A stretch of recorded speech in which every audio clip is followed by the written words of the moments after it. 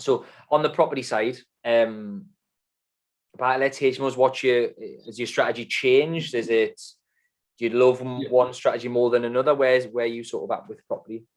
Yeah. So again, there was a purpose to why we did property initially. Initially, it was let's replace our income from the corporate world.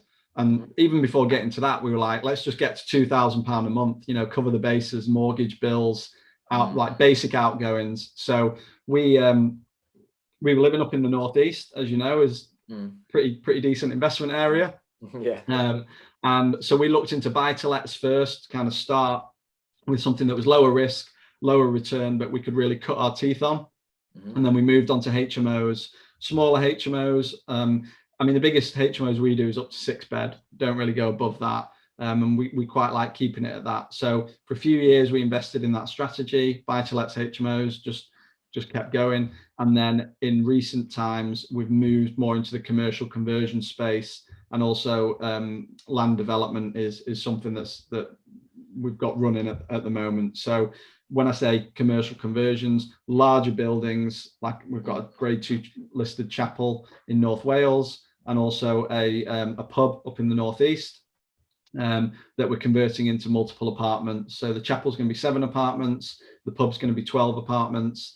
And really it was about focusing, I guess, more effort on fewer projects and testing myself a little bit, because I always wanted to do something a little bit bigger. And so, yeah, we've got those running through at the moment. But that's kind of where we're up to today. Nice. Sounds good. Some exciting stuff. And Charlie will see it towards the end where to find him and stuff, but look at the stuff he's doing online. There's some very active on socials on you. I think he must be one of the funniest property people on Instagram. I know, I see it. He's good crack on social media, but sounds like it's some exciting stuff going on. Sounds good. What do you prefer though? Do you prefer the challenging stuff? Because I know we spoke about planning a bit, and I think that's challenging. Do you prefer the more complex stuff, or do you prefer the easier stuff, or do you just do stuff that you're challenging yourself, or what?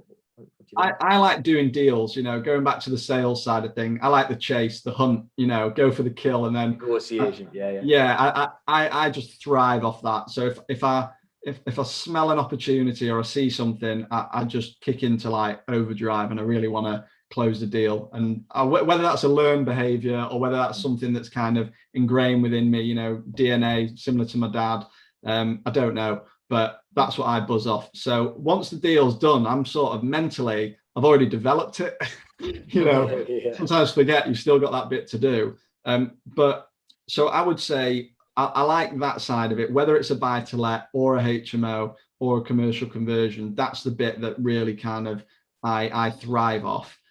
Practically, what I found in the last few years, things that you can't control, like the planning process, incredibly frustrating. Feel sort of shackled, not being able to push things through as quickly as we'd like. However, they are bigger projects, so there's a bigger reward at the end. So I think the kind of jury's still out. I think my wife would say the buy-to-lets, because you can just rack them up, can't you? Just keep buying, simple and repeatable. But there's this itch in me to kind of try something new and do something a bit different. So I don't know if that answers your question, but no, it does. Yeah, it does. No, it's just interesting. I'm asking a lot of the property people on the show about that, because I think one of the problems with property, it is a positive as well, but one of the problems is there's that many different strategies, and there's that many different people talking about these different strategies. I think some people listen to too many people, and then what that does is it clouds the judgment, and then they don't end up doing anything. But you started off buy-to-lets, right? Then HMOs, then the bigger stuff. Is that kind of your sort of? Yeah. So we were very, like, I will openly admit I was very scattergun early on. I tried to do a lease option on a care home that the Church of Scientology owned, and it got so ridiculous. I went and had a pint at the pub next door because I thought I'd get information from the landlord. And in my head, it was an amazing idea.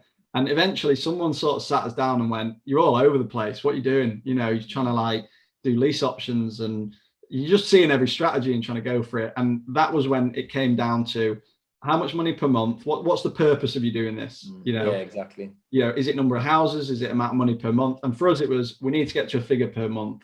And you can break that down into how many buy-to-lets do you need and how many HMOs. Right, you need 4 buy-to-lets bringing in 250 a month and 1 HMO at £1,000. You need 5 houses, go find them.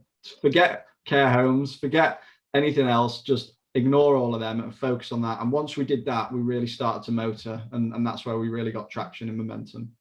Simplicity, isn't it? Yeah. Simple goals, breaking it down. Love that.